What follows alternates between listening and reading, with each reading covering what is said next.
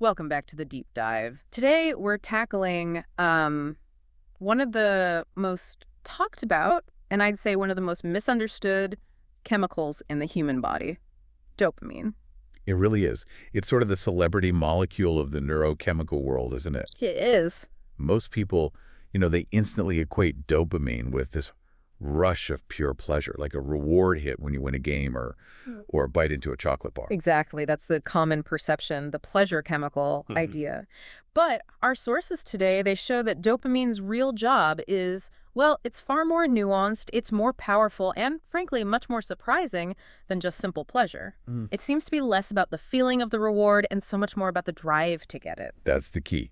And that's our mission for this deep dive. We're going to try and redefine dopamine for you. Okay. We'll start with its molecular origins, the basics. Okay. And then we'll follow its complex pathways through the central nervous system, where it controls action, motivation, learning, and then explore its totally separate independent roles throughout the rest of the body. Which are just as vital, right? Regulating everything from your blood pressure to how you expel salt. Absolutely. So let's start at the very beginning, a fundamental definition. Yeah. What exactly is this molecule? Right.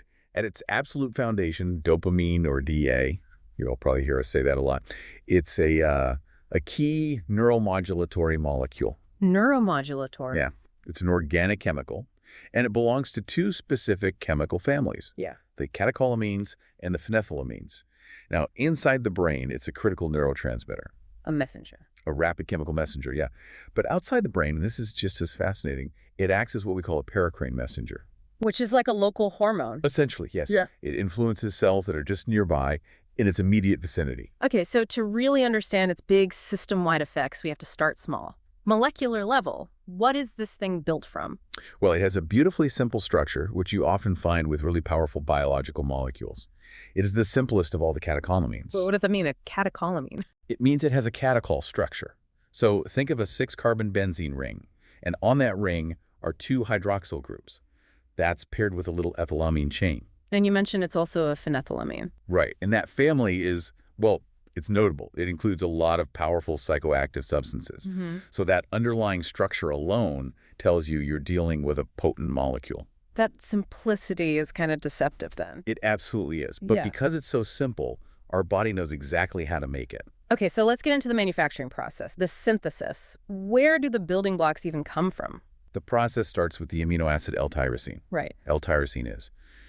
It's a non-essential amino acid. So our body can make some of it, but we also get it from pretty much any protein-rich food we eat. So it's readily available. Very. And the pathway is pretty straightforward. L-tyrosine gets converted into L-dopa, or levodopa, and then that L-dopa is converted directly into dopamine. And this precursor pathway, it brings us right to one of the most critical facts, especially for medicine, the blood-brain barrier. At this point, you just can't overstate it. Dopamine itself is physically incapable of crossing the blood-brain barrier. The BBB. The BBB. It's a selective membrane that, shields the brain from what's circulating in your blood. So for dopamine to act in your brain as a neurotransmitter, it must be synthesized inside the brain. So when I read that, say, a ripe banana has 40 to 50 parts per million of dopamine, that's useless for my brain. Completely useless for your central nervous system, yes. Yeah. That dopamine gets processed in your periphery. Yeah. It might affect your gut or your heart, and we'll get to that later. Yeah. But it is not getting into your brain to power motivation. And that's why L-dopa is the go-to drug for Parkinson's. Precisely, because L-dopa, the precursor, can slip past the BBB. Once it's inside, the remaining neurons can just grab it and convert it into the dopamine they need. Okay, so once the dopamine is released and it's done its job, how does the system clean up? How does it break down? The breakdown, it mainly involves 2 key sets of enzymes. You have monoamine oxidase, or MAO, and catecholmethyltransferase, COMT. And they break it down into what? The final major end product of all this is something called homovanillic acid, or HVA. It's inert, doesn't do anything biologically, and it just gets filtered out by the kidneys. I've seen HVA measurements used in research, right? Trying to estimate brain dopamine activity, especially for things like schizophrenia, but there's a problem with that. Yeah, it's a real challenge for researchers. The difficulty is, well, it's separating the HVA that comes from dopamine from the HVA that comes from norepinephrine. Ah, because they're both catecholamines. Exactly. Their breakdown products can overlap, so it's really tricky to look at plasma levels and say, aha, this is definitely from brain dopamine activity. And here's something I found pretty ominous. The dopamine molecule itself, it's essential, but it's also a bit dangerous for the cell. It's a true double-edged sword. Dopamine is very susceptible to something called autooxidation. Meaning it just reacts with oxygen. Readily. Mm-hmm. And this reaction creates these highly reactive byproducts, ketones and free radicals. And these things are toxic. They can poison cells, cause severe oxidative stress. And this is linked to Parkinson's disease. There's very compelling evidence that this autooxidation is a major factor in the loss of those dopamine-producing neurons in Parkinson's. The very molecule that drives our movement carries a chemical risk to the cells that make it. Wow. So if dopamine is the messenger, let's talk about the listeners, the receptors. What happens when it reaches a target cell? Okay, so dopamine exerts its influence by binding to and activating specific receptors on the cell surface. We've identified 5 main subtypes, D1 through D5. And there's another one, right? TARO1. TARO1, yes, we'll come back to that one. It's a bit different. But D1 to D5, they're all what we call metabotropic receptors. Okay, so for those of us listening, what does metabotropic mean in practical terms? Right, so some receptors are like instant door openers. The key hits the lock, a channel opens, you get a fast electrical effect. Okay. Metabotropic receptors are more like complex internal switches. When dopamine binds, it triggers a whole cascade of events inside the cell. It's slower, broader.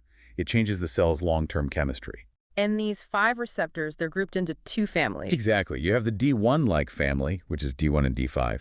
They generally stimulate the production of an internal messenger called GandM. And D1 is the most common. By far. Yeah. Then you have the D2-like family, D2, D3, and D4. They generally do the opposite. They inhibit GandM production. And this right here, this is the most important takeaway for anyone trying to get past that pleasure chemical myth. Yes. The single most crucial concept is that dopamine is not simply an on switch or an off switch. It's not just excitatory or inhibitory. Not at all. Its effect, whether it ultimately excites or inhibits the target neuron, depends entirely on which type of receptor is on that neuron's surface. So the meaning is in the receptor, not the molecule itself. You got it. The D1-like family often leads to excitation, but not always. And the D2-like family, generally speaking, it tends to lead to inhibition of the target neuron. It's a traffic controller with very specific instructions for each intersection. Let's follow that whole cycle then, inside the synapse. After it's made, how is it stored? Okay, so once it's synthesized, it needs to be protected. It gets transported into these tiny cellular storage units called secretory vesicles. By a specific protein. Yes, a transporter called VMAT2. Think of it like a little armored truck. It keeps the dopamine safe from oxidation until an action, potential, and electrical signal arise. And that's the trigger for release. That's the trigger, a process called exocytosis. You mentioned TAR1 earlier, the one that's different. How does that receptor fit in? TAR1 is fascinating. It's not on the surface. It's inside the cell. It's like the cell's internal self-check mechanism. A regulator. A regulator. When it gets activated, it can essentially tell the cell, okay, we have enough dopamine here, and it can inhibit the cell from firing more. It's also really important for how drugs like amphetamines work. Okay, so dopamine is released, it hits the receptors. Yeah. Then what? The system has to reset fast. Super fast. The cleanup is critical for precise signaling. The dopamine molecules unbind and are very quickly reabsorbed back into the cell that released them. And that's done by the dopamine transporter, the DA. The DDAT, exactly. It's the recycling crew.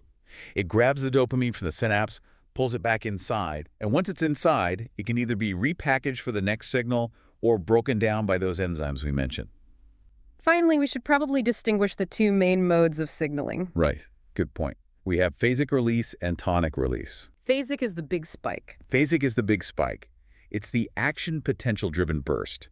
A huge, rapid flood of dopamine that's precisely timed with an event, usually a reward or a cue for a reward. This is what drives that moment-to-moment learning. And tonic release. If phasic is the spike, this is the background hum. That's a perfect way to put it.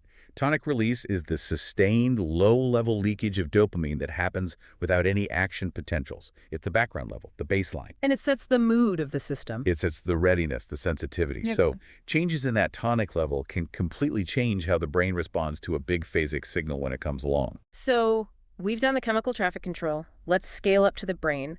And it's still incredible to me that there are only about 400,000 of these dopaminergic neurons in the entire human brain. It's a tiny fraction. A tiny fraction, yet they have these massive system-wide effects. Their power comes from their projection.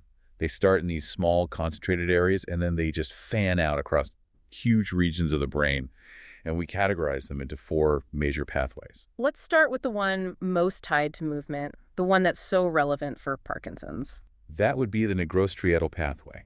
It originates in the substantia nigra and projects massively to the dorsal striatum. And this is all about motor control. Foundational for motor control, initiating movement, executing it, and even learning new motor skills. It's the pathway that controls the very mechanics of how we move through the world. Okay, next up, the one everyone thinks of, the reward and motivation pathway. Right, the mesocortical limbic projection. This one starts in the ventral tegmental area, or VTA, and it splits into 2 main branches. The mesolimbic and mesocortical. Exactly. One goes to the nucleus accumbens, the other to the prefrontal cortex. And this whole system it's the key for reward, reinforcement, and motivating us to act. And interestingly, it's not just for good things. No. We now know it also plays a big role in aversion and fear learning. It's about what's important, not just what's pleasant. And before we get deeper into those, what are the other 2 pathways? They're more about internal regulation. They are. The tuberoinfundibular pathway runs from the hypothalamus to the pituitary gland. Its main job is neuroendocrine. It's the primary brake on prolactin secretion. So regulating lactation and reproductive hormones? And then there's the smaller zona incerta pathway, which is involved in controlling hormones for reproductive development after puberty. Okay, let's go back to movement. The basal ganglia is seen as this decision-making system.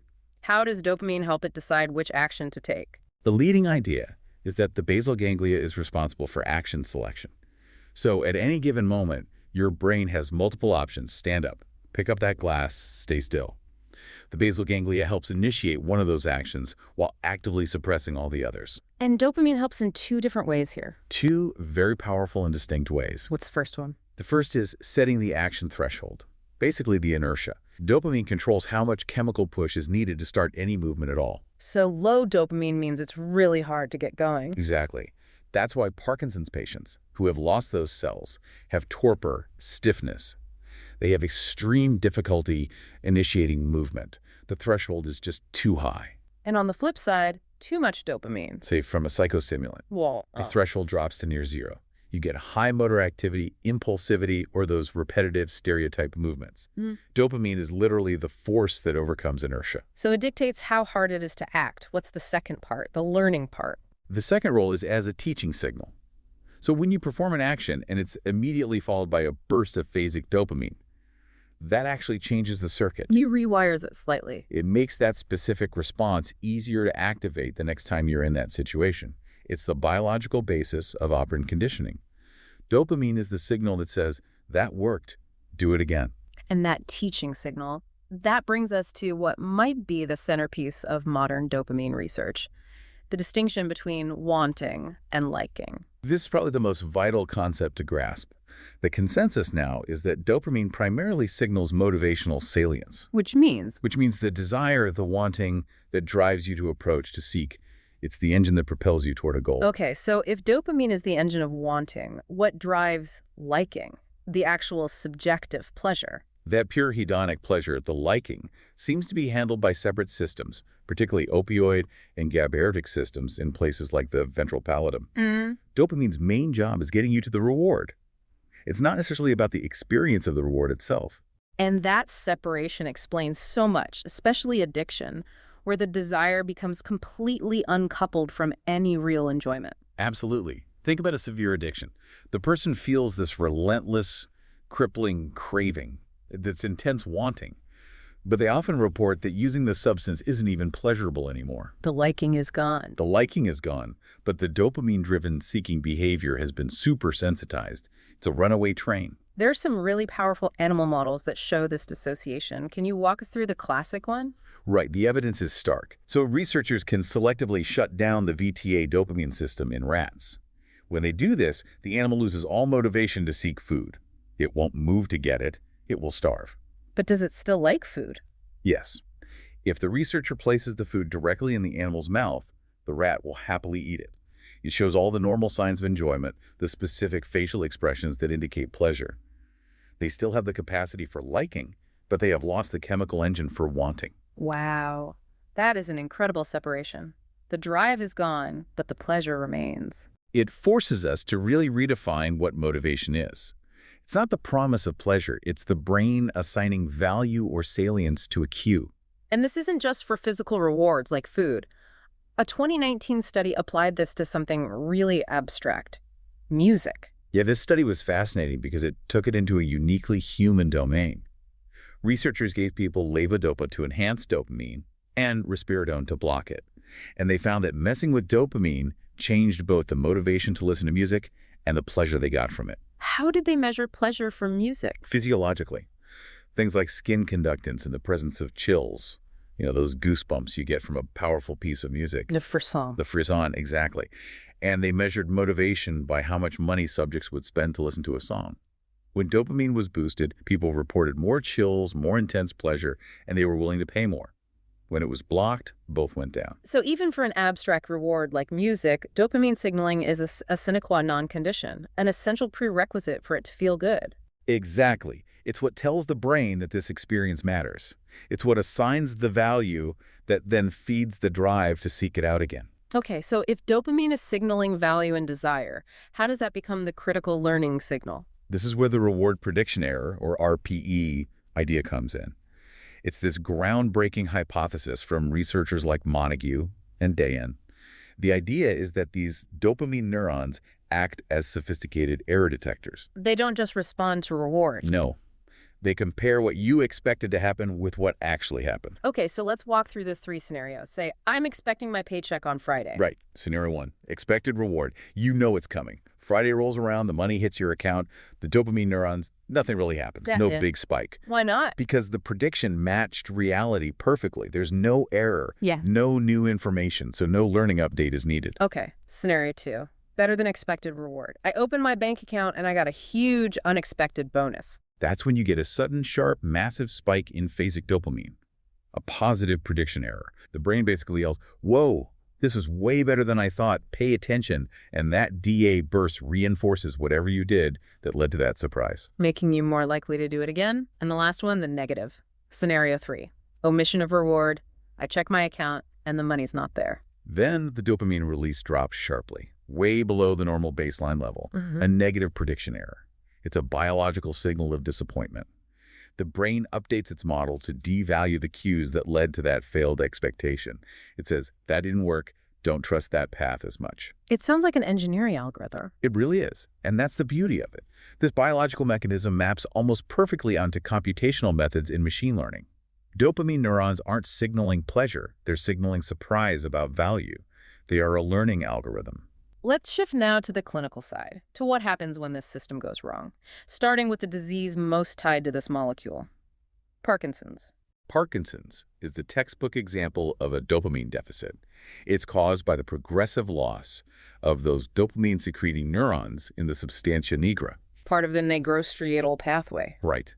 And when you lose about 70 to 80% of those cells, the drop in dopamine leads directly to those classic motor symptoms: the stiffness, the tremor, the slowed movement. And the main treatment has to work around that blood-brain barrier we talked about. Absolutely. Since dopamine itself can't get in, the most effective treatment is still L-dopa, or levodopa, the precursor molecule. It crosses the BBB, and the remaining cells can convert it into the dopamine the system is missing. But you can't just give L-dopa on its own, right? No, because most of it would get converted into dopamine out in the body, in the periphery, causing all sorts of side effects. So it's always given with an enzyme inhibitor, usually carbidopa. And carbidopa stops that peripheral conversion. Exactly. It makes sure that the maximum dose of L-dopa actually reaches the brain where it's needed. We've established that high dopamine drives intense wanting. What happens when you're on this treatment long-term, getting these artificial floods of dopamine? That's a huge long-term complication called dopamine dysregulation syndrome, or DDS. It's a behavioral disorder that happens because the medication is providing these really high non-physiological levels of dopamine. And patients become compulsive. They can become incredibly compulsive, often in natural reward-seeking behaviors: pathological gambling, hypersexuality, excessive shopping. It's a stark demonstration of how artificially jacking up the wanting system can completely override normal judgment. Now let's talk addiction. How do drugs like cocaine and methamphetamine hijack the system? They hit it right at its core. They dramatically increase dopamine levels, mainly by blocking the dopamine transporter, the D8. The recycling crew? They block the recycling crew, so dopamine can't get cleared from the synapse. It just builds up and up and up. Causing a massive, unnatural reward signal. An intense, non-physiological positive prediction error that just powerfully reinforces the drug-seeking behavior. That's what drives the incredibly high addiction potential. And their withdrawal is very different from, say, opiates. It's very different. Stimulant withdrawal is mostly psychological, but profoundly debilitating. Intense craving, deep depression, irritability, restlessness. You don't get the same kind of physical agony as with opiate withdrawal, but that psychological wanting, that craving, it can persist for years because the circuits have literally been rewired. Okay, what about other major conditions? Schizophrenia and the old dopamine hypothesis. The classic dopamine hypothesis suggested that psychosis, especially the positive symptoms like hallucinations, was caused by hyperactivity of the dopamine system. And the evidence was that the first antipsychotics all blocked dopamine. They were all D2 receptor antagonists. They worked by blocking dopamine signaling, which seemed to confirm the hypothesis. But it's more complicated than just too much dopamine. We now know it is. While D2 receptors are still strongly implicated, we also think there's hypoactivity, too little dopamine, in the prefrontal cortex, which could be related to the negative and cognitive symptoms. So the system is definitely dysfunctional, but it's not so simple. Contrast that with ADHD, which is linked to decreased dopamine activity. Right. In ADHD, the prefrontal cortex, which handles executive function, often shows reduced dopamine and norepinephrine activity. So the strange thing is that the best treatments are actually psychostimulants, like methylphenidate. The same class of drugs that can be addictive, so why don't they cause problems in people with ADHD? Because for those individuals, that boost in dopamine is just bringing the system up to a normal, functional baseline. Instead of causing overexcitement, it actually enhances signaling, improves cognitive control, focuses attention. It's a case where more dopamine leads to more regulation. And we should touch on aging. There's a natural decline in dopamine, isn't there? Yes, and it's an important piece of the puzzle. As we all age, there's a measurable, steady decline in both dopamine synthesis and the number of dopamine receptors we have. And this contributes to some of the general slowing we see in older age. It does. Things like decreased arm swing when walking, a bit more rigidity. It's not a disease like Parkinson's, but it's part of the normal aging process and contributes to a decline in motor and cognitive flexibility. And one last, very practical link, dopamine and nausea. Yes. There's a part of your brainstem called the area postrema. It monitors your blood for toxins, and it's what controls nausea. And it's loaded with D2 receptors. It's loaded with them, which means D2 agonists, drugs that activate those receptors, like some Parkinson's drugs, they frequently cause nausea as a side effect. And D2 antagonists are great anti-nausea medications because they shut that area down. So now let's step completely outside the brain. We know peripheral dopamine can't cross the BBB, so it has this whole other life in the rest of the body. A completely independent, but just as vital, life. It acts as this powerful local communicator. In the cardiovascular system, for instance, it's a potent vasodilator. It opens up blood vessels. Which is why it's used in critical care. Exactly. Yeah. It's given by FEV to treat severe low blood pressure or certain types of shock. But it's very dose-dependent. At high doses, it can actually do the opposite, constrict vessels, so it has to be managed carefully. And its role in the kidneys is tied to one of the biggest health problems in the world, hypertension. The kidney is incredibly sensitive to dopamine. It actually makes its own dopamine locally. And what does it do there? Its most crucial job is to increase blood flow to the kidney and, most importantly, stimulate sodium excretion. It helps you get rid of salt. So if that local kidney dopamine system is broken... It's strongly implicated in high blood pressure. If your kidneys can't make or respond to dopamine properly, you can't get rid of sodium efficiently. You hold on to salt, you hold on to water, blood volume goes up, and that drives hypertension. What about digestion? It has a couple of regulatory roles there. In the pancreas, it can reduce insulin production. And in the gut itself, it slows down motility, which is thought to be a protective mechanism for the intestinal lining. Looking back, dopamine is just an ancient molecule. Staggeringly ancient. We found it in pretty much all multicellular animals, going back over 500 million years to things like jellyfish. This function is older than complex brains. And the basic role motor control, reward learning, it's consistent across all these species. The consistency is just remarkable. Whether you're looking at a nematode worm or a human, dopamine is doing a very similar job. The biological algorithm for learning from your mistakes is just deeply, deeply conserved. And we have to circle back to plants. We know we can't get dopamine into our brains from them, but it's interesting that it's there. It is, in bananas, potatoes, avocados.